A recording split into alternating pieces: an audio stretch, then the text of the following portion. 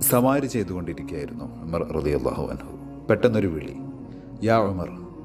തിരിഞ്ഞു നോക്കുമ്പോൾ പ്രായമായൊരുമ്മ.